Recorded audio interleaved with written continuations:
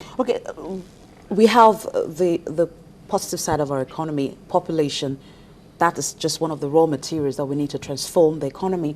And just like we had a country like China, which actually used the strength of its population to change its economy. How can we harness our population to achieve this industrial plan? Well, I mean, Nigeria is blessed not only with population, it has other benefits as well. We are very fortunate to be endowed with a lot of natural resources as well, whether they are in the mineral form, even agriculture. If you look at many countries in Europe and even Asia, they don't have enough fertile land available. So, it's no secret that Nigeria and countries in Africa are going to be the the food basket for the world.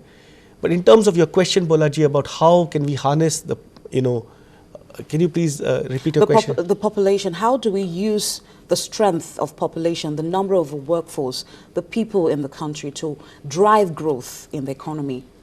In what ways do you think the government will want to use that? I think, Bolaji, it's very simple. Basically, there is an amazing, abundant, untapped potential out there, right? Nigeria has a potential to be, it's already the largest GDP in Africa. It could be the industrial powerhouse as well. In terms of the institutions and all, they're all, some of the basic institutions are already there. What it needs to do is, if the way I would answer that question is, each party needs to play its own role. The government needs to provide us some basic infrastructure, whether it's power, transportation, and maintain law and order, security and contracts, legal rule of law. On the basic side is what we need to do is develop social infrastructure, which is the health and education piece, because it's not only the physical infrastructure which we need developing, is we also need to improve on the social infrastructure.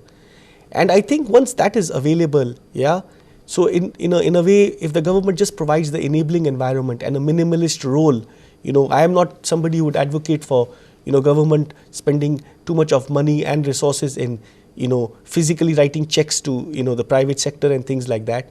I think the private sector itself can take care of the abundant opportunities in the environment.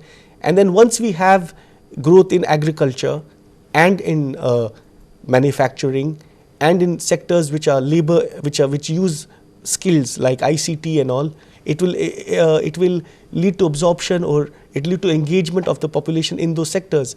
Some sectors tend to be very capital intensive. So, if they grow, the impact on job creation is very limited. For example, the oil and gas sector tends to be very capital intensive. But if the other sectors continue to grow, and as long as the government keeps just maintains the enabling environment and just basic infrastructure is provided, I think the economy and job creation will be will happen. Let's look at the issue of funding, because we know that has been also a challenge for businesses in the country. They complain of high interest rates from the banks. From your perspective, what do you expect the government to do in this regard, and what has been your experience as well? Balaji, this is something which I personally have a different view on the issue of funding and all that. People have always mentioned it, that it's funding which is the challenge, it's the chronic shortage. Even the speaker before was mentioning something about that.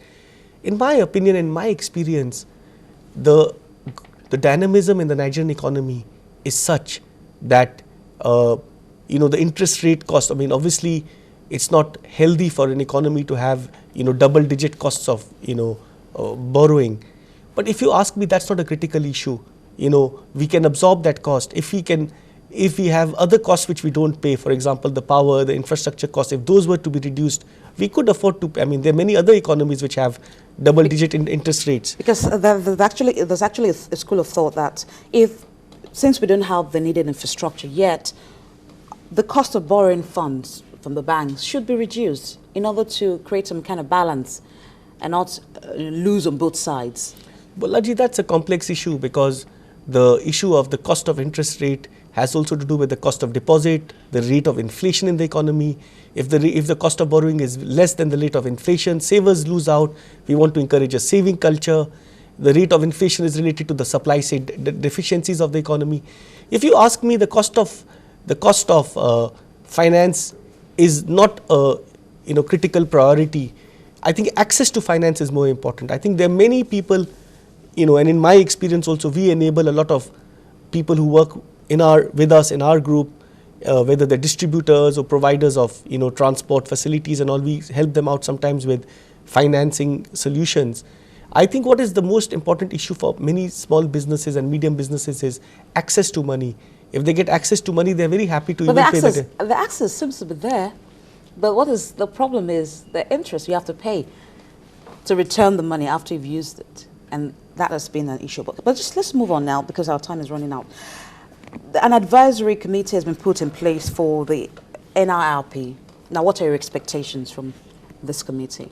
Well, what do you expect them? It's unfortunately, I'm not updated on who the members are and what they would advise and all that. But I do know that we do have prominent people generally who do give advice and who do give government the right kind of advice. So, and if you believe, if I have to conjecture at this stage, all I can say is that, and even the previous speaker said that, and it's not a secret that it's not the right kind of advice. Everybody will basically give you advice on the basics, power, infrastructure, whether it's the taxation policies, multiple level of taxations, whether it's to do with the tariff structure should be harmonized. There are those basically 5, 6, 8 basic issues which everybody, says it in a list. Maybe the level could change, but basically the laundry list is the same, Balaji, in my experience. So whether you have one advisor or another set of advisors, you have foreign advisors, you have local advisors, people who've been in this country for many years, they'll all tell you there's 7, 8 basic things we need to fix, and it's the same laundry list we keep on talking about. I know you've been in the country for a long while, but I just want to know how long do you think it would take for Nigeria to be industrialized? Balaji, if I knew that answer, I think I would be a soothsayer. All I can say is that it's very tough to think in terms of a teleological definition of by so and so date and by so and so time. I think what's more important is to say, are we making steady progress? Because so are we making steady progress? Yes, and I wanted to basically, I think one of the challenges is that because of the mood of the nation right now, it's very difficult for us to sometimes look at the positives. But I would like to share with you, and as an operator in the economy with a lot of substantial stake in this country, that we have been making steady progress.